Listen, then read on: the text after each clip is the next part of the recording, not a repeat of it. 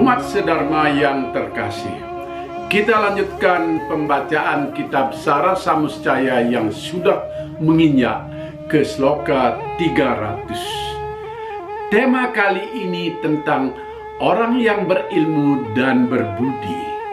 Dalam tema ini juga mengungkap bagaimana cara kita bergaul dan kepada siapa kita baiknya bergaul. Saya akan mulai membaca sloka ke-300.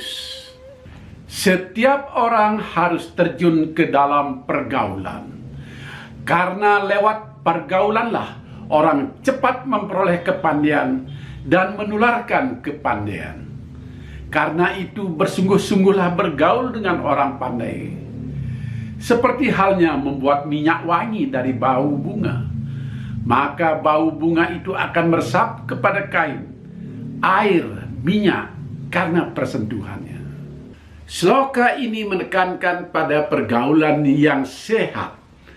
Ilmu akan banyak kita peroleh dari cara kita bergaul. Orang modern pun seringkali berkata bahwa ilmu begitu banyak di masyarakat dan alam ini adalah guru yang hebat. Ilmu tidak hanya didapat di bangku sekolah saja, tetapi ilmu bertebaran di alam. Syaratnya adalah kita pandai-pandai bergaul dan memilih siapa yang layak diajak bergaul. Bergaul dengan orang pandai adalah hal yang utama.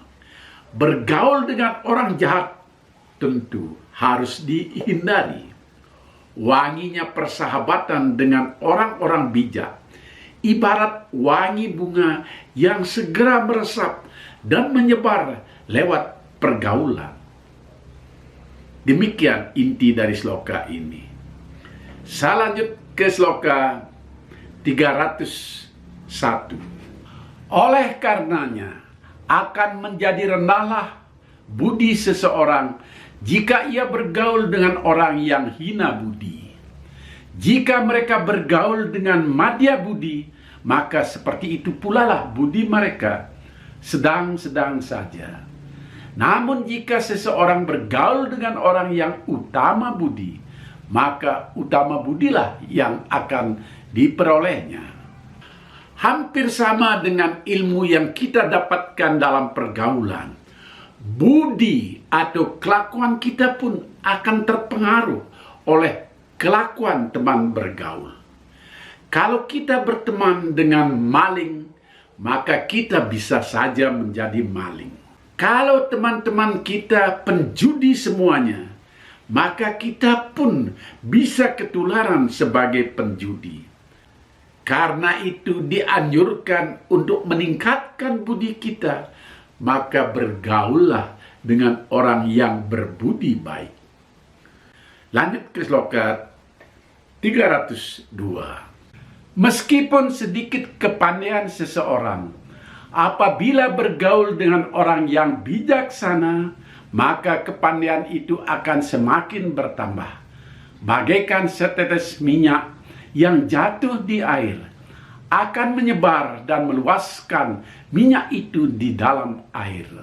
Sloka ini pun sudah gamblang sekali, dan saya kira terjemahan yang saya buat sudah memakai bahasa yang sederhana tanpa kehilangan konteks perumpamaannya.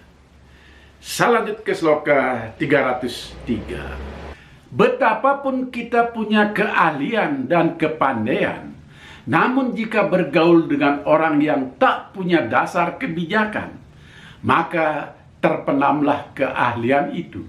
Tidak kelihatan manfaatnya. Tak beda dengan bayangan gajah pada cermin kecil. Menjadi kecil pula lah bayangan gajah itu sebesar cerminnya. Sloka ini pun sudah jelas. Kita harus benar-benar memperhatikan pergaulan kita. Usahakanlah yang selevel. Sesungguhnya ini juga bukan soal bergaul secara fisik. Juga dalam melakukan diskusi-diskusi atau perdebatan-perdebatan dalam berbagai masalah. Kalau kita larut berdebat dengan orang yang levelnya lebih rendah, maka ilmu yang kita punyai tidak ada artinya. Dalam dunia modern, di mana banyak perdebatan lewat media sosial, maka kita harus hati-hati meladeni orang-orang yang ilmu, wawasan, dan perilakunya tidak seimbang dengan kita. Capek kita meladeni, dan ilmu kita pun jadi sia-sia, boro-boro menambah ilmu. Lanjut ke sloka 304. Janganlah kita sampai tidak mempunyai ilmu pengetahuan. Siapkan diri dan kejarlah ilmu. Janganlah sampai terlibat pada perbuatan yang menimbulkan dosa. Tanpa punya ilmu, orang akan menemui musuh dalam dirinya sendiri. Apapun alasannya, janganlah membenci ilmu pengetahuan dan tidak mengejarnya. Ilmu pengetahuan tak harus dicari di bangku sekolah dengan membayar mahal. Kita bisa mengejar ilmu itu lewat pergaulan yang benar. Pengetahuan akan membuka wawasan dan menjauhkan kita dari dosa-dosa. Sebab orang yang bodoh tidak akan pernah sadar bahwa yang terlebih dahulu harus diperangi dan ditundukkan adalah sisi pribadi orang bodoh itu. Sangat ringkas dan gamblang sloka ini memberikan nasihat kepada kita. Lanjut ke sloka 305. Yang patut diusahakan dalam bergaul, bergaullah dengan para sadhu. Kalau menjalin hubungan kekeluargaan, jalin pula lah dengan sang sadu. Begitu pula dalam berdebat, berdebatlah dengan sang sadu, karena akibatnya tak mungkin akan merendahkan budi. Sadu dalam sloka ini artinya orang yang berbudi tinggi. Hanya dengan orang seperti itulah layak kita pilih sebagai sahabat, tempat menjalin kekeluargaan. Bahkan dalam berdebat atau berdiskusi, usahakan bersama para orang yang berbudi luhur. Karena betapapun perdebatan itu memanas, tidak akan ada saling mengejek dan saling merendahkan. Dengan bergaul seperti itu, mustahil Anda tidak akan kelimpahan budi luhur jika selalu berinteraksi dengan orang-orang yang berbudi luhur. Saya teruskan ke sloka 306. Adapun tingkah laku sang sadu adalah tidak sombong waktu dipuji, tidak kecil hati kalau dicela, tidak mudah terpengaruh oleh rasa marah, tidak akan berkata-kata kasar, tetap teguh iman dan suci hatinya. Nah, sloka ini hanya menjelaskan ciri-ciri orang sadu atau orang yang berbudi mulia, sehingga mudah untuk dicari, diajak bergaul. Kalau ciri-cirinya seperti itu, maka kepada dialah kita banyak bergaul dan bertimbang rasa agar kita mendapatkan percikan dari kesaduannya. Lanjut ke sloka 307. Seorang sadu tak akan memikirkan kesalahan orang lain, tidak akan mempercakapkan kejelekan orang, tak akan mengeluarkan kata-kata kasar dalam menanggapi celaan dan hinaan orang. Dalam hatinya yang dilihat hanyalah kebajikan dan perbuatan baik orang, dan selalu berpikiran positif. Demikianlah perilaku orang sadu yang juga disebut Purusottama. Kata Purusottama arti sebenarnya adalah manusia utama, bagaikan Dewa Wisnu. Kita tahu Dewa Wisnu adalah dewa pemelihara. Jadi orang sadu atau orang berbudi mulia penuh belas kasih dan penyayang. Tidak ada kemungkinan apapun yang dapat membuatnya menyimpang dari kebajikan dan kebijaksanaan. Ia selalu berkeadaan teguh pada susila, etika, dan sopan santun. Selanjut ke sloka 308. Sang sadu juga disebut upasama. Seperti halnya padi, ia merunduk karena beratnya buah. Atau seperti dahan kayu yang juga merunduk karena lebatnya buah. Sloka ini menjelaskan lebih jauh tentang sang sadu ini. Upasama artinya orang yang selalu merendahkan diri karena banyaknya kepandaian dan pengetahuannya. Jadi benarlah ada pepatah dalam sastra pujangga lama yang menyebutkan ibarat padi yang merunduk karena berisi. Merendahkan diri tentu berbeda dengan rendah diri. Kalau rendah diri artinya orang yang tidak percaya pada kemampuan dirinya. Kurang pede, kata orang sekarang.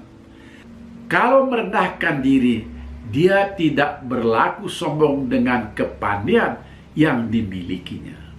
Selanjut ke sloka 309. Orang sadu tak akan menceritakan keburukan orang lain, apalagi di belakang orang tersebut. Selalu berusaha untuk menolong orang-orang yang kesusahan. Tidak diliputi kemarahan dan kebencian. Sangat pantaslah orang bijaksana itu untuk dihormati. Sloka ini masih tentang penjelasan orang sadu atau orang yang berbudi luhur, yang berbudi mulia. Sudah gamblang apa yang disebutkan. Dan orang seperti itulah yang patut kita ajak bergaul. Selanjut ke sloka 310. Adapun manusia berbudi seperti ini adalah mereka yang punya wibawa karena dipenuhi kebijaksanaan, terpelajar dan berpengetahuan, tidak sombong, berbudi lembut, tidak kasar, dan tidak diliputi amarah. Ia dihormati dan dituruti perintahnya. Sloka ini masih menjabarkan tentang ciri-ciri orang sadu. Saya kira tidak perlu dibahas lagi. Selanjut ke sloka 311. Kalaupun tidak mampu mengikuti tingkah laku sang sadu seluruhnya, karena memang sangat berat dan banyak syaratnya, sebagian diikuti sudah baik. Sesuaikan dengan kemampuan diri sendiri. Walaupun sedikit, pastilah akan banyak menolong. Sloka ini menekankan kepada kemampuan diri kita sendiri. Mungkin tak seluruh teladan yang berbudi luhur itu bisa kita ikuti. Atau hanya sebagian ilmu yang mereka miliki meresap ke dalam hati kita. Namun percayalah, yang sedikit itu tetap akan menolong kita dalam kehidupan ini. Jadi intinya adalah jangan kecewa jika ilmu dari orang bijak itu tak semuanya bisa kita laksanakan. Karena setiap manusia ada keterbatasannya. Selanjut ke sloka 312. Lagi pula bukan saja manusia dan makhluk hidup lain yang mencintai sang sadu. Bahkan sang yang Atma pun cinta kasih kepada sang sadu. Penekanan sloka ini terletak kepada roh-roh suci yang juga sangat sayang kepada orang yang berbudi luhur. Artinya, kemampuan sang sadu dalam membawa diri dalam kehidupan ini juga diterima baik oleh roh-roh suci di alam yang lain. Ini pertanda betapa vibrasi sang sadu itu luar biasa. Jadilah kita sebagai sang sadu dengan segala upaya yang kita miliki. Saya teruskan ke sloka 313.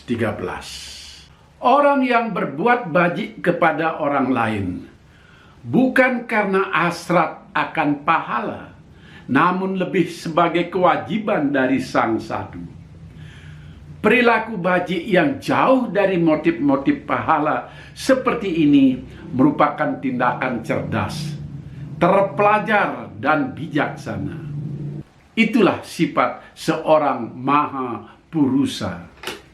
Maha Purusa dalam sloka ini artinya orang yang berjiwa besar.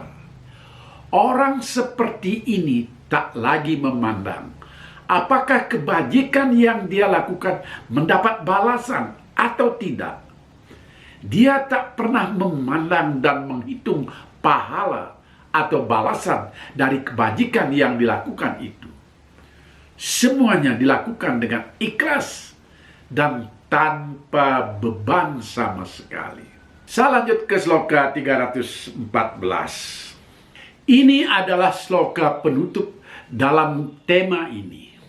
Bagawan Wawaruci ketika menulis pembahasan dalam bahasa Jawa kuno mengulang kembali inti sloka-sloka sebelumnya. Disarikan lagi sloka-sloka yang sudah terdahulu. Disinggung kembali soal posisi harta kekayaan, arti dari kemiskinan, dan seterusnya. Dalam sloka bahasa Sanskerta, pengulangan intisari itu tidak ditemukan. Nah, umat sedharma, kita sudah selesai membahas tema tentang orang yang berilmu dan berbudi, sehingga kita bisa memilih siapa yang layak dijadikan teman pergaulan di dalam kehidupan ini. Selanjutnya, kita akan mengancik kepada tema tentang orang durjana, yakni orang yang selalu berbuat jahat dan yang tak patut dijadikan teladan. Rahayu.